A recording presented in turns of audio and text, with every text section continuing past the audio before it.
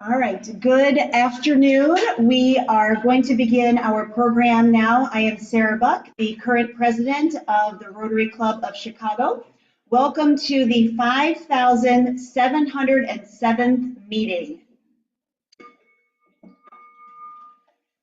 So I don't believe that we have a person for the thought of the day, but he's not here, but it is Khaled's birthday. So if you have contact information for Khaled, he's a past president of this club, you should definitely give a shout out to him.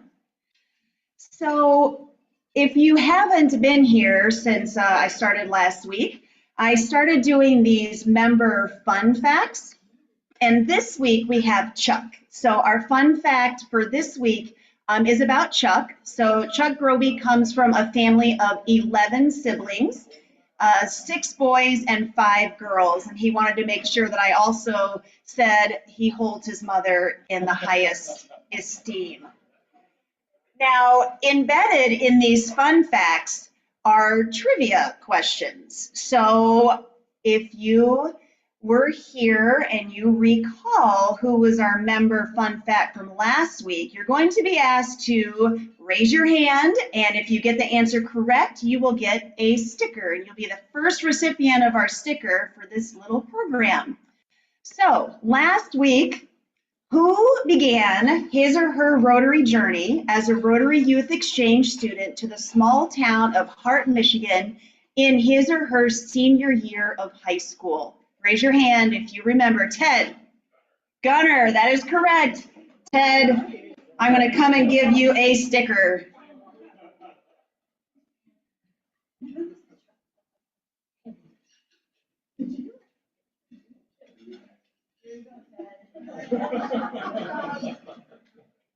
Good job. Yes, so the answer was Gunner. He went from Bolivia to Hart, Michigan, his senior year of high school. Okay, so continuing with our announcements. On Monday, August 5th, you have the opportunity to do another Chicago River cleanup by kayak. This one, we are teaming up with the Navy. So the Chicago Navy Week is that same week. They reached out to us about doing a service project, and this is what we're doing. It's okay if you don't have previous kayaking experience. Just stay in the boat. That is your job. Stay in the boat and it'll be fine. So if you are available and interested to do this, please register. And that is Monday, August 5th from 3 to 5. Every Wednesday, you have the opportunity to volunteer as well with Alita. So from 2 to 5, kitchen prep. From 5 to 7:30, I'm helping to distribute meals. This is at the Cornerstone Center. So if you have questions about that, you can ask Alita, and you'll also register for that on the calendar.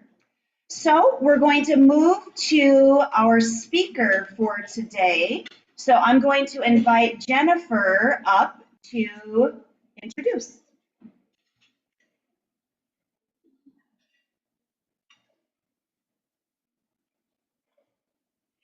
Thank you, Sarah. It's always such a pleasure to be able to introduce a friend and a fellow artist, and I'm excited to introduce Scott Silberstein today. He is a producer, writer, and program developer, and co-founder with Matt Hoffman of 26-time Emmy Award-winning HMS Media. Among his many accolades, he's received 7 Emmy Awards, 16 nominations for television and music projects featuring Looking Glass Theater Company, Lyric Opera of Chicago, and such stars of stage and screen as Renee Fleming, Kurt Elling, Tina Fey, David Schwimmer, Laurie Metcalf, Gary Sinise, and so many more. With Matt and the HMS team, Scott has won 3 Ruth Page Awards for collaborations with Chicago dance companies, the Gold and Silver Plaques from the Chicago International Film Festival, the Arts and Business Council's Abbey Award, and the Chicago Dance History Project's inaugural Maurice Soren Seymour Award for Outstanding Contribution to the Field. He is also a board member for Arts Alliance, a statewide advocacy organization for Illinois arts organizations where he co-chairs the Arts Leadership Council. He is he is past vice president of the board of See Chicago Dance, an advisory board member for Giordano Dance Chicago, and a founding member of Chicago Dancers United EDI Advisory Council. He is a classically trained pianist through the Baldwin Piano Pathways program, and he won the Jose Iturbi Scholarship and the Merit Certificate from the Guildhall School of Music in London. And his composition and sound work includes specials for NBC Chicago, WTT Chicago, and numerous other dance scores and sound designs, including Kira the Young Hunter with Phil Collins. And this, my friends, is the abridged version of his biography. Please feel free to visit the website on HMS Media to hear even more about the astounding things he's done. So please welcome Scott Silberstein.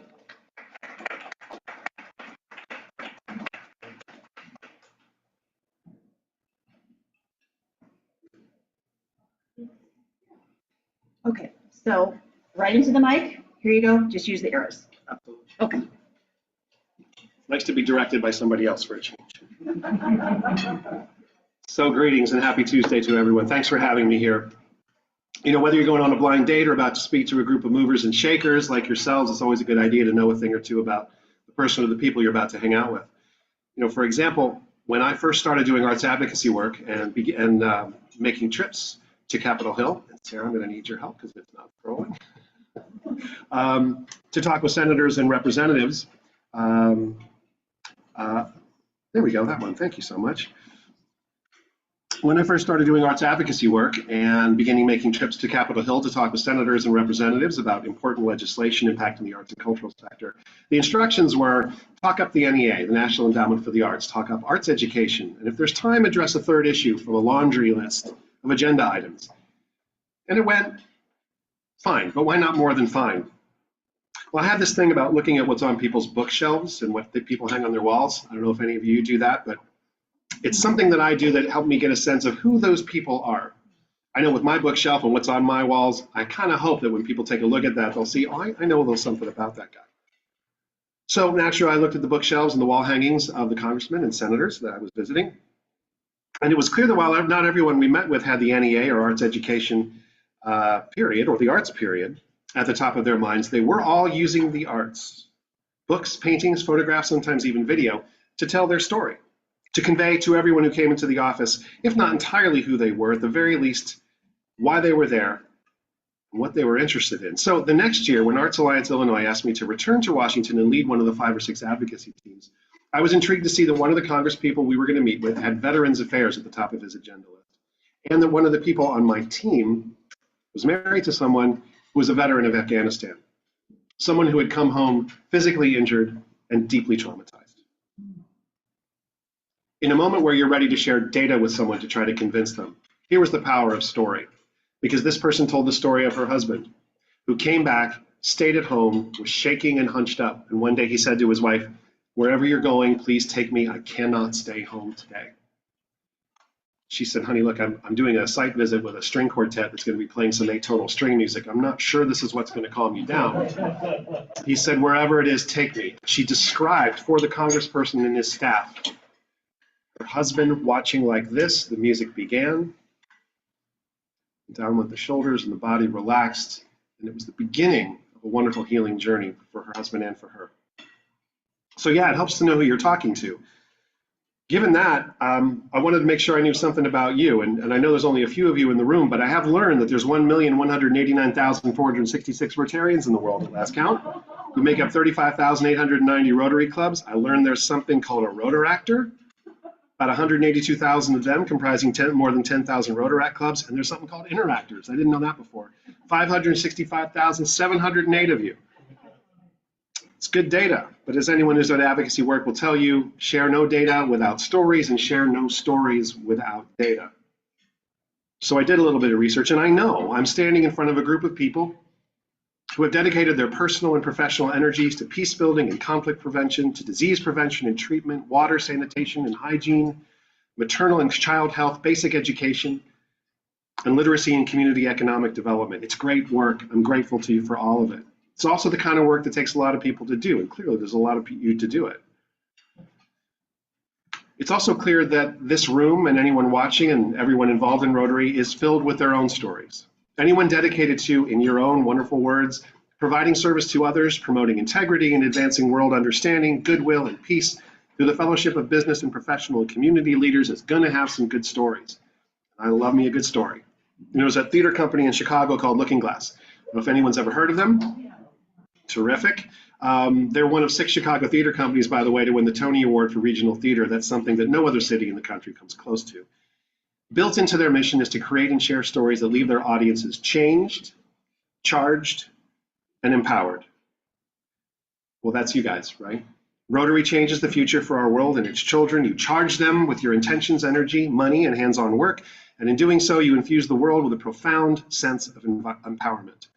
So you have something in common with Looking Glass, with artists. You're generating your own stories and sharing them with the world. That you do so as a non-political and non-religious organization is especially these days no easy feat. So now, speaking of no easy feats, it's my job to see if I can engage you and hold your interest for a few more minutes and seeing if I can connect what I do with what you do. So Jen's told you a bit about where I've been, the kind of things that I've done. I appreciate all of that. It's been a thrill to work with all these organizations and to have our work broadcast on regional and national public television over the last 35 years. But what does it mean to produce arts television? Let's say there's a fantastic piece of theater that we want to share with the world on WTTW or PBS. For example, we have some Looking Glass fans here today. You may know the show Looking Glass Alice. We loved the show. We wanted to share it with the world. So we pitched it to PBS. Thank goodness they said yes. So we went out and we studied it. We watched our archival recordings. We talked with all the creatives. We tried to figure out, how do we get this incredible show, which, by the way, is impossible to shoot. How do we shoot it anyway? How do we make it look and sound on screens as good as it does live, or at least some version of that? So we talked with them. We collaborated. We heard their stories. We shared how we do things. We learned how this story came to be. We brought our cameras and a lot of other fun toys into the Water Tower Waterworks and brought in some invited audiences so we could put our cameras wherever we needed to. And we shot 2 performances. We took all this footage into the edit suites and tried to craft something in a single performance that people could watch on national PBS so we could tell the story. 2 stories, really. The story that the stagecrafters had in mind, and the story, and this is my primary responsibility, I believe, tell the story of what it was like to be there. What's it like to receive this? What's it like to respond? What's it like to be in an audience? Now, that's one example, of course. Sometimes it's a new Broadway show that's opening in New York, coming to Chicago, going on tour. They might need press, marketing, and advertising videos, stuff that might air on, say, CBS Sunday Morning or the PBS NewsHour. And as Jen mentioned, we work with a ton of incredible people to do all those kinds of things. In addition to some of those folks, we do things here in Chicago with Steppenwolf, Lyric Opera, the Goodman Theater, Writers Theater, Giordano Dance Chicago, and more, and work with such Broadway shows as Wicked, Waitress, Phantom of the Opera, Six, Mamma Mia, and a little show called Hamilton.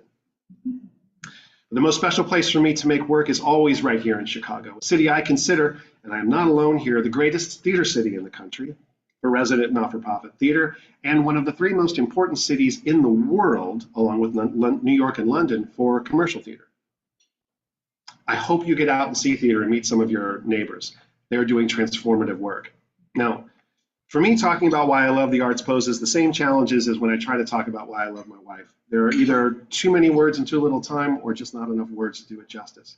So it's nice to have video, and I invite you to come to HMS's site and see some of it. But the telling is important. And that's cool for me today because we can't show video, and that's all right because my job is to tell. How do I inspire and persuade? It's easy for me to say anyone who cares about humanity can feel confident about supporting the arts. But just like the characters in Field of Dreams didn't feel the magic of the cornfield baseball diamond until they've been opened up to experience it, some people will not be convinced by someone like me waxing rhapsodic, however eloquently or not. And you know what? That's okay. People like me rely on the more pragmatically inclined to keep me honest. And if you feel that the arts aren't your thing, or instead, and you're more focused on other very worthwhile thoughts and pursuits, jobs in the economy, education, healthcare, veterans, technology, crime, social justice, these are all important causes. And you too can feel confident about investing in the arts on their behalf. Because the arts, while ends unto themselves, are also means. They have a profound impact on education, healthcare, social justice, and well-being. And on the economy, seriously, no kidding, the arts, among the first things a lot of genuinely smart people say we need to cut from any number of budgets in order to save money, are in fact one of the few things you can depend on to drive our economy. So allow me to assist those genuinely smart people with some information they're going to love, because it's going to make them feel genuinely smarter. According to the U.S. Bureau of Economic Analysis, the nation's arts and entertainment sector is a $1.02 trillion industry. And I want to make sure I enunciate that clearly. That is trillion with a T. At 4.4% of the nation's economy, arts and culture are a larger sector than manufacturing, transportation, construction, agriculture, or warehouse. And the demand for it never stops. While the American economy grew 5.9% between 2020 and 2021, the arts and culture sector grew by 13.7% in that same time. 2021 was the same year that the arts and cultural trade surplus was $15.5 billion, which is impressive enough, except the next year it rose to $21 billion. The not-for-profit portion of the arts and culture sector more than carries its own weight here. Not-for-profit arts organizations support more than 2.5 million jobs, provide $101 billion in personal income to residents, generate more than $150 billion of total economic activity, about half of which is spending by arts and cultural organizations, and the other in event-related expenditures by audiences. And they generate $29.1 billion in tax revenue to local, state, and federal governments, including $13 billion on the federal level. So let me put it another way. If I told you you could get a 65-to-1 return on your investment, you'd either jump on that or say I was crazy, right? Well, that's what happens when we put $200 million into the National Endowment for the Arts. We get $13 billion back. So when I hear people say it's ridiculous to spend $200 million on the NEA, I say they're right. It's 65-to-1. Why not $500 million? Why not $1 billion? When school systems look at trimming their budgets, the arts are almost always first on the chopping block. People may assume arts education is, as I was once told by a Capitol Hill staffer, dessert at the buffet of life. And when money's short, you go without dessert. Not only are the arts not dessert, but they are also, in fact, the ingredients in every meal you've ever had. The data here is clear. The arts spark creativity and innovation and teach people how to work collaboratively and improvise effectively. They set up students for success, whatever their background, whatever form of employment and education they pursue. 79% of school superintendents say that a degree in the arts is the most significant indicator of creativity in a prospective job candidate. 97% agree that music develops creativity, yet only 17% of those schools require a music course for graduation. Even those schools that offer music education graduate more students than those that don't, 90% to 72%. Students who take 4 years of arts and music classes while in high school score nearly 100 points higher on their SATs than students who don't.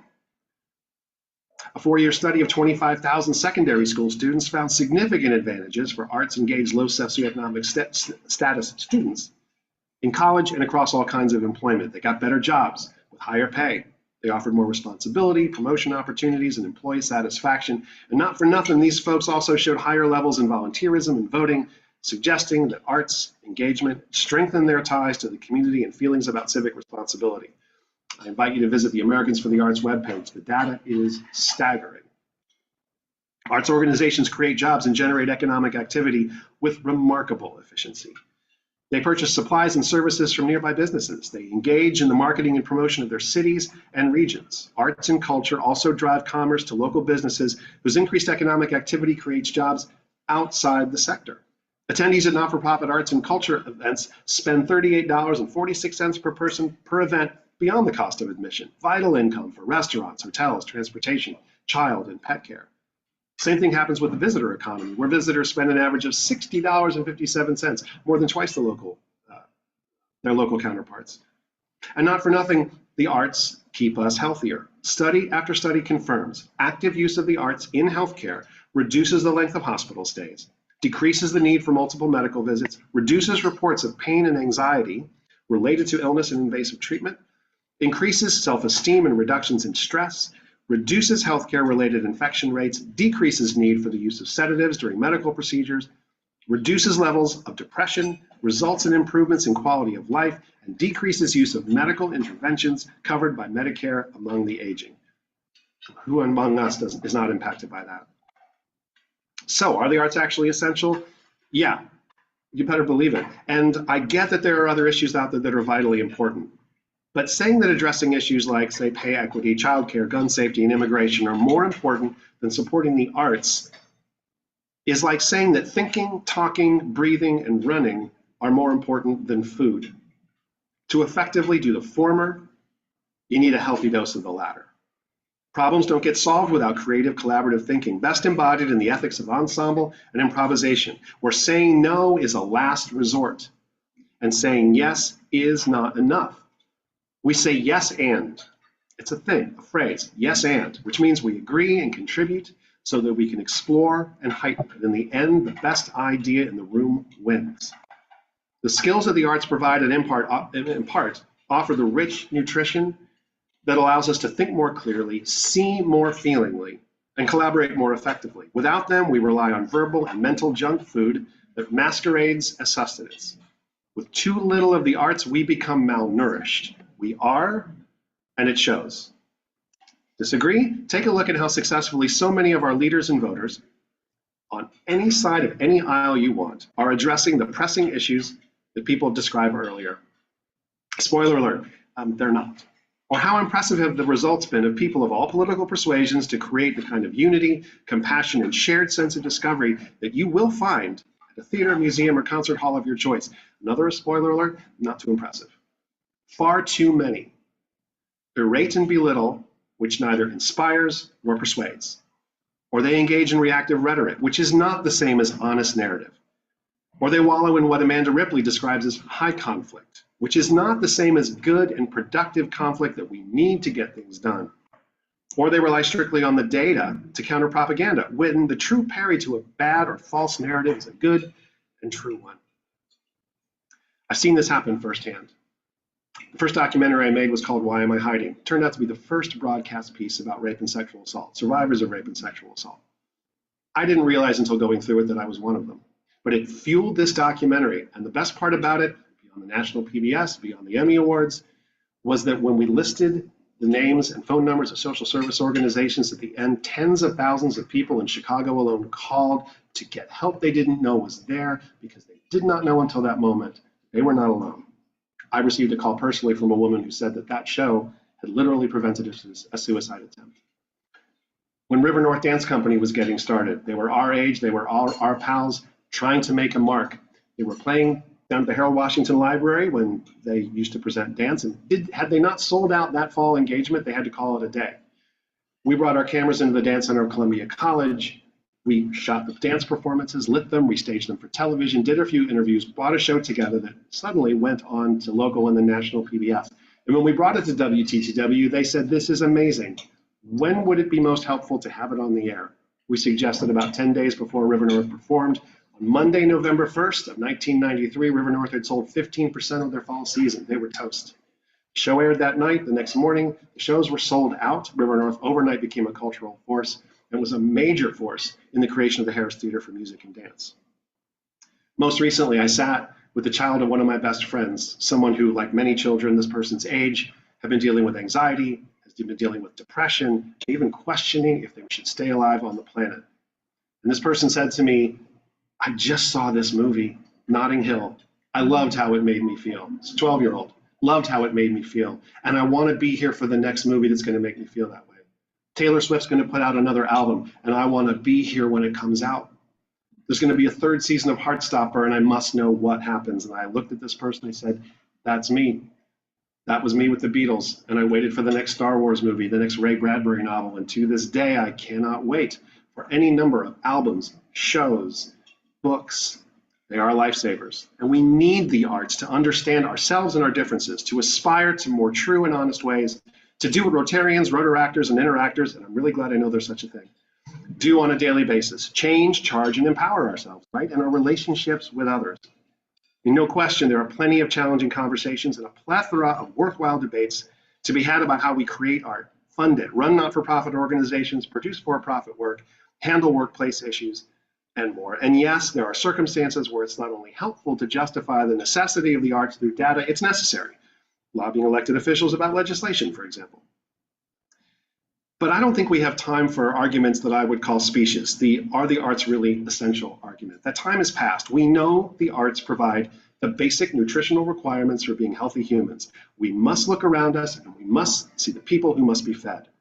They can be fed by investing in the arts, using them to create jobs, power economies, harnessing their power and influencing to transform towns, cities, states, and indeed the country. These are the hallmarks of both civilized societies and forward-thinking philanthropists.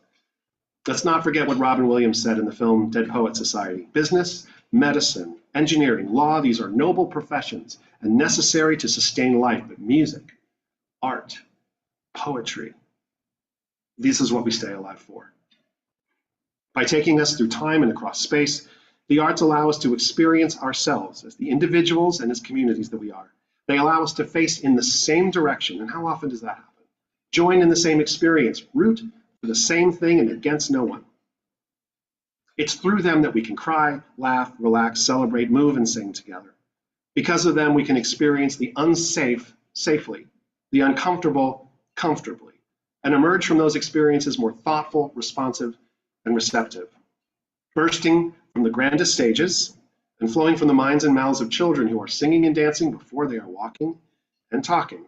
The arts, more than anything in the universe, remind us that there is more that unites us than divides us. They assure and challenge us to remember, as you two sing in One, the scariest love song ever written, we are one, but we are not the same. And that it is both our duty and our privilege to carry each other. We get to carry each other and we got to carry each other. To do what Rotary aims to do, what the arts aim to do, which is we save each other. You save me, I save you. Now, I must admit I've been self-conscious about today's speech, in all honesty, because I think what Rotary does is flat out cool. And I'm hopeful that I presented what I do and what the arts and culture sector does in a way that earns a place in your company. I'm not being glib or patronizing when I say that. I know life changers and world savers when I see them. The world feels ugly now on so many levels, and you're not taking any of that lying down, nor are we. By both our results and our process, you, like those of us in the arts and culture sectors, are doing your best to put beauty into a deeply beauty-deprived world. And I'm here in the end and in closing to express extraordinary gratitude for letting me share some data, sure, and some stories, as good advocates do, to share my deep appreciation for offering me a chance to learn more about you and yours, and profound thanks for allowing my voice to be heard along with yours. Thank you very much. Okay, thank you. So we have time for questions. So we don't have a roaming microphone anymore. So anyone who has questions will just need to repeat it into the microphone. So whatever they say, you'll have to repeat. Okay. So, thank you very much. We've heard so much in the last year or so about our local theaters, Steppenwolf, and then they're really struggling. And now we see Columbia College for the Arts struggling. Yeah. Do you feel like there's any bright light on the horizon with that? Is that improving at all in the last year or so with more attention to that? Or? I appreciate that question very much. The question addresses the profound challenges being faced by the arts and cultural sector, and anyone who's been following stories in the local media and national media for that matter knows that challenges in particular to the not-for-profit theater world, the dance and music world as well, but particularly theater, those challenges have been absolutely profound. Do I see there's hope? I actually do. I work with most of those organizations you just mentioned. I've had close conversations with not only the people running Steppenwolf, but its founders, particularly Gary Sinise and Terry Kinney, and particularly Jeff Perry, who's a kind of a big brother to me. And so I've been able to see what they're doing. The responses are extremely thoughtful under very difficult circumstances. Right? There are a lot of competing agendas. People need to understand their roles when telling stories. What kind of stories do we tell? Who are we telling them to? These are really hard struggles. Funders have particular ideas about who should be served and how. Legislators have different ideas about that. Boards of directors have different ideas about that. In the end, I have never gone wrong trusting artists who are responding to the world around them in honestly as unagendized way of any group of people that I know. And so I've seen, there's been a lot written about Looking Glass, for example. I'm right in the middle of that company. Looking Glass is on the way back. Steppenwolf has great plans. Goodman's done some really smart stuff. The new leadership at Chicago Shakes is doing wonderful Congo Square is going to be building a new facility. Writers Theater is flourishing. And we could go on and on. It's always, there's always a struggle in the arts. There's never an easy day in the arts. It has been harder than ever. I actually find the response in these last couple of years in particular to be very strong, very impressive. And I also know, and this is the most important thing, the need for it has never been stronger. We need this. We are searching for it. Almost every conversation I have has somewhere along the line, film, music, fashion, stories, they all come up. We define ourselves by them. We need them. And this, therefore, I think is a sector that has earned and deserves that support. I think is starting to do the best job I've ever seen it do about earning it in ways that are thoughtful and responsive to the agendas and thoughts of the world at large, and not so much our own desire to put on shows and dance and do music, which in itself would be perfectly reasonable as far as I'm concerned. This is all stuff that we see in response to the world, but you can't kill the arts. No one's ever been able to do it. Are things going to change? Are some significant companies have already ended operations? It's possible more will, but more crop up in their place. I do feel it is our responsibility to advocate strongly for them. This is not dessert. This is not light entertainment. This is stuff that is vital to our cultural fabric, our social fabric, our economic fabric, our educational fabric. The data doesn't lie, and I ain't kidding around about it. This is stuff that we need to buy into. Someone told me recently, made the arts are not essential argument to me. Someone who I've worked with, someone who is an arts funder and an arts supporter, and said, well, it really is window dressing, isn't it? And I happened that shortly after that, I was having coffee with my friend, the mayor of Evanston, Dan Biss, and he immediately said, listen, you put more money into the arts, I think we solve all the problems she really cares about in the next 5 years. A little hyperbolic, maybe, but I'm with him on that. More creative thinking, more ensemble thinking, more listening and responding, more giving it up to the best idea in the room, the disengagement from you're over there, so therefore I must be in conflict with you. We in the arts, we don't really know what that's about. We butt heads from time to time. We don't get that. So more of that in the world. And I think not only will you see the arts flourish, to answer your question, I think if we all advocate for them more that way, I think we'll find our societies, our schools, our businesses, I think they'll all be flourishing as well. Yes, sir. Education really begins at home.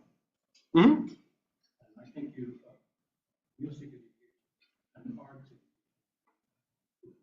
What can we do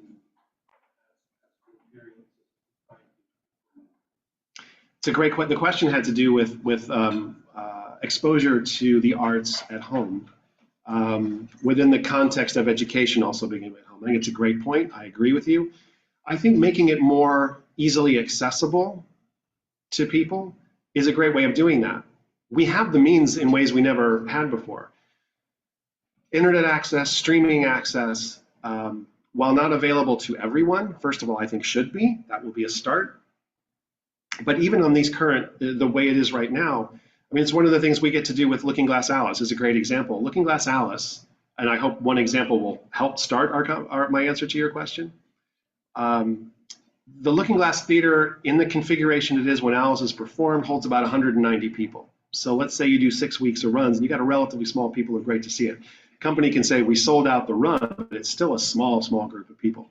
When PBS aired it, I don't have the final numbers on this, but my understanding and my extrapolations are that about 750,000 people saw the first broadcast and are seeing repeat broadcasts. More excitedly to me, as great as that is, we are now being distributed by the London-based arts education streamer Digital Theatre Plus, the education side of digital theatre. They reach 4 million students in 3,500 schools in 98 countries. One show that would have reached a few thousand people is now the most widely seen show in the history of Chicago theater. Looking Glass is the most widely seen company in the history of Chicago theater. And it provides one example of how we can bring that work certainly into the schools. But because this work is also available online, it's available through PBS through a lot of ways that are as free as possible for anyone who has that kind of access. And that we can get it on broadcast television on PBS, still one of the most widely seen broadcast outlets in the world, and one of the most trusted outlets in the world. That's one of the ways I think we're doing it. I think that for a long time, you would see arts organizations say, well, we don't want stuff on screens too much because that's going to stop people from coming. There is no data that supports that. In fact, all the data says the exact opposite.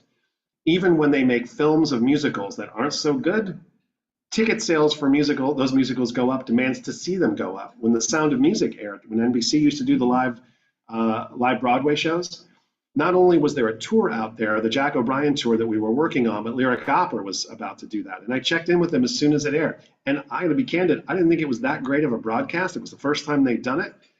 But my goodness, the ticket sales jumped through the roof. So am I thrilled that Bob Greenblatt and Craig Zaden and Neil Marin got that off the ground and subsequently did more and figured out how to do it more and better? You better believe it. So yes, bringing it into the home, what can you do as Rotarians?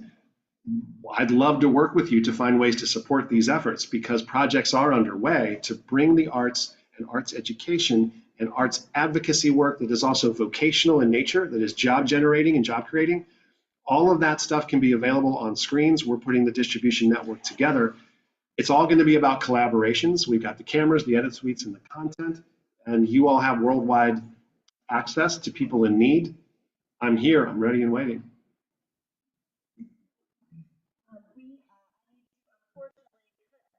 Off, but would you perhaps have a minute or two after the meeting if someone has some more? Okay, so he'll stick around for some other questions. Don't go anywhere. I have a gift for you. I do.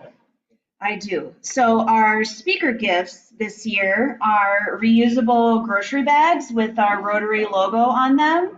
And so this is for you to show our appreciation for you taking time out of your day to educate us about the arts. Thank you very much.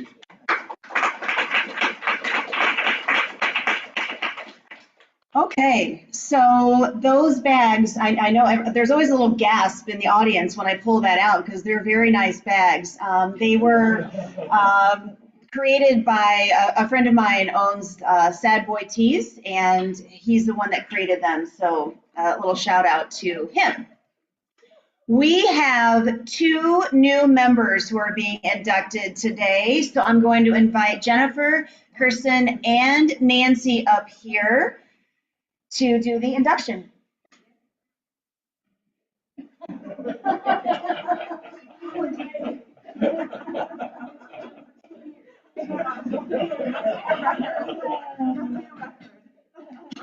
You have to get out of the, you don't want you guys to have screens on your, okay. Okay, good afternoon. Oh, tall people.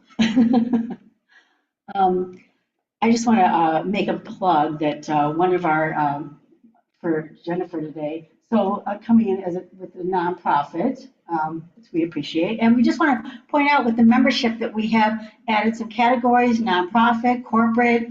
Love to give anybody any information on that to spread the word and continue to encourage more membership. So you guys want to come over here so Kristen's not in the, sorry. Blinded by the light, well, you know, artistic reference. So it is my great pleasure on behalf of the Board of Directors and members of the Rotary Club of Chicago to welcome you as a member of Rotary One.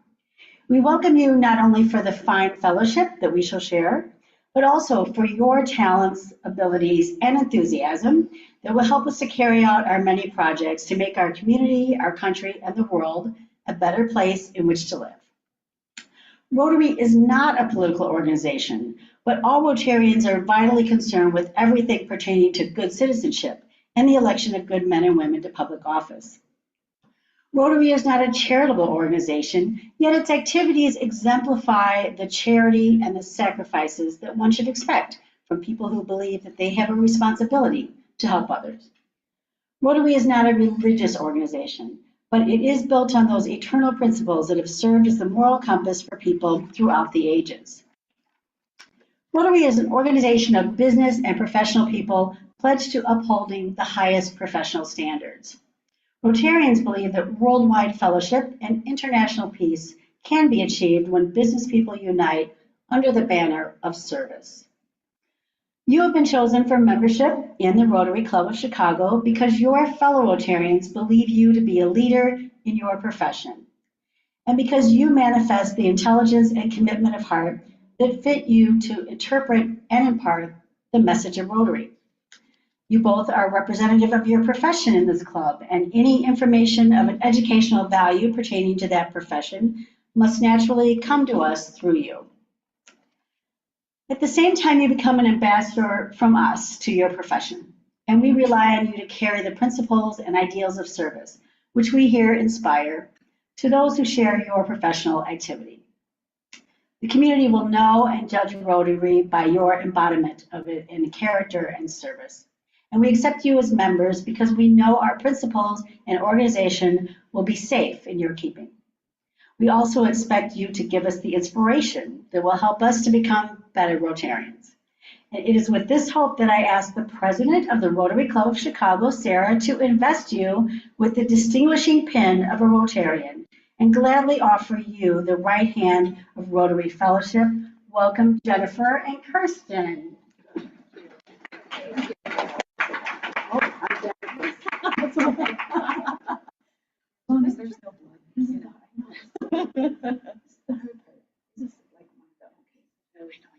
Yeah, they're.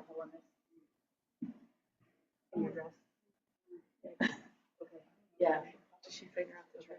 Yeah, it's like boy, this is taking longer than it should, isn't it? There we go. Yes. I know. Yeah. Stays on. Yeah, absolutely. Believe it or not. Yay, thank you. Welcome. Thank you.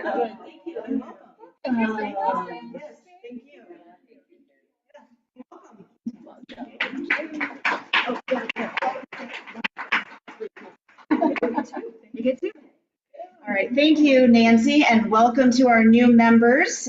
So make sure that you both find out all of the things that you can do with Rotary, like joining a committee. That's a good place to start. I need to do a correction. Apparently today is not Khaled's birthday. However, you can still reach out to him and be like, Sarah gave you a shout out because you're not here at the meeting. So tell him that he needs to come here, and I said so. So with that, I don't think we have any visiting Rotarians in the room or on Zoom. I know we have a Rotaractor and a Rotary One on Zoom. I don't also think we don't have any visiting international, visiting US, but Timo, I think you brought a guest with you today. So come on up here, and you need to come up to the microphone. Come on up here and tell us who you brought with you. Hey guys, I brought my nephew, Alberto. Alberto is a student in Florida, University of Florida. What are you studying? Finance. Finance guy is doing internship at a small private shop here in Chicago, and he's basically depleting my fridge every day. But no, I wanted to show him what Rotary is. I think he's a Rotarian in the making. When I start on Rotaract, I realized the University of Florida doesn't have a Rotaract program. So somebody's going to start that. All right, welcome, Alberto. Good, thank you for joining us today. And he's here how long is he here? Another 2 weeks. Ted? Do we? Whose birthday is it? Is it Walt's birthday? Walt, you know what that earns you? A song. Ladies and gentlemen, let's give Walt a song. We're going to sing happy birthday to Walt. Are we ready? 1, 2, 3. Happy birthday to you. Happy birthday to you. Happy birthday, dear Walt.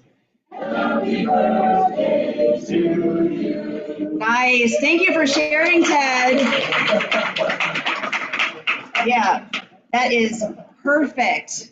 That is great news. So we're going to move forward here with some other announcements. So next week, Our speaker will be Freddie Almazan. His topic is Beauty in the Broken Pieces. So if you have not yet registered, make sure you do that before Friday at 11. Otherwise, you're giving us a $10 donation if you register late, Timo. So make sure you get that registration in. I love those $10.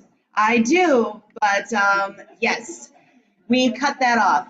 On Tuesday, July 30th is a fellowship meeting. This is only in person. So once a month, usually the third Tuesday if it works out that way, will just be a fellowship meeting. And these are in person only. So we won't have outside speakers. It'll just be us hanging out. I'll give you maybe some topics to discuss at your table. So we won't have slides. We won't have just us. It's just us talking about Rotary. So speaking of talking about Rotary, it's time to talk about this event. So on Sunday, September 8th, we have a club event. Close your ears, Alita. This is a club fundraiser. Alita doesn't like me to use that word, but it is. So this event is happening from 3:30 to 5:30 on Sunday, September 8th. This is a trivia, dancing, and fellowship event at Beauty Bar. Beauty Bar is on Chicago Avenue, just east of Ashland. So this will be an afternoon of 80s, 90s, and 2000s music. That's when music started and stopped being good, like within that time frame. 2010, everything after that, you know, Taylor Swift, whatever, like 80s, 90s, and 2000s, that's where it's at. So we're having a music trivia event as well during that time. So teams of up to 4 people can enter that music trivia. You don't have to participate. It's just happening during the event for a $100 grand prize. Tickets right now are $40. That's early bird until August 25th, and then it goes up to $50. And then if they are bought at the door, it is $60. Entrance gives you a drink ticket and then light appetizers as well, and then entry into that music trivia. So it would be great if you can't come. You could send people in your place. Or maybe each of you can get maybe 4 or 5 or 12 people to come with you. The capacity of Beauty Bar, I think, is 234. Let's try it. Can we try to push that 234 capacity? Yes. The answer is yes. Okay, so that is on you. If you're not able to attend, I am looking for anyone who would like to maybe sponsor a trivia team. A corporation might sponsor, or a person might sponsor a trivia team, or you can maybe give one of the $25 gift cards, because it'll be 4 $25 gift cards for the music trivia, because it's a team of 4, right? So if you're unable to make it, I'll still take your money. So speaking of money, I mentioned this already. If you don't register for the lunch, there's just a little punitive effect in the form of $10. That is a donation to the club. If you this is only for Rotary One members too. Rotary One members, you know when you're supposed to register.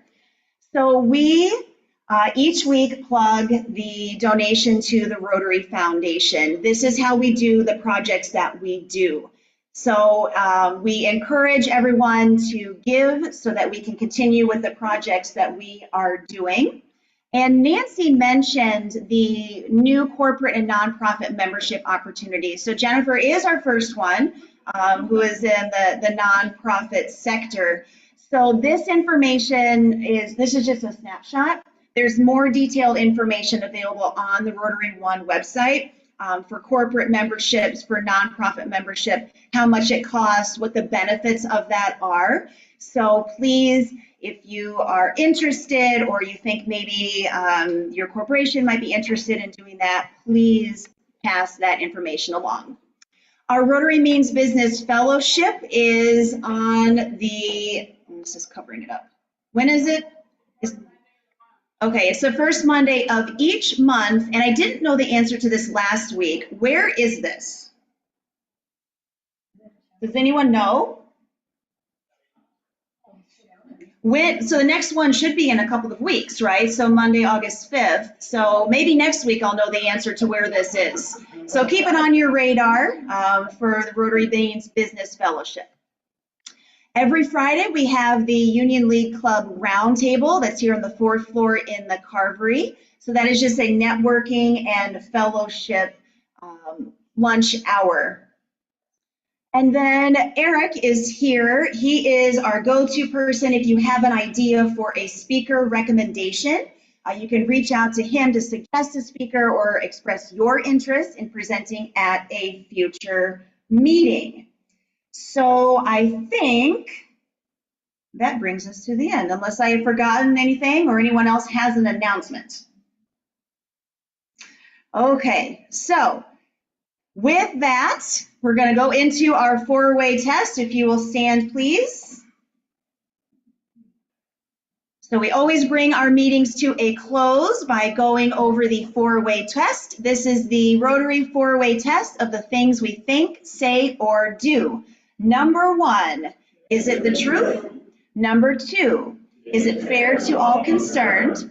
Number 3, will it build goodwill and better friendships? Number 4, will it be beneficial to all concerned? And then our number 5 is, will it be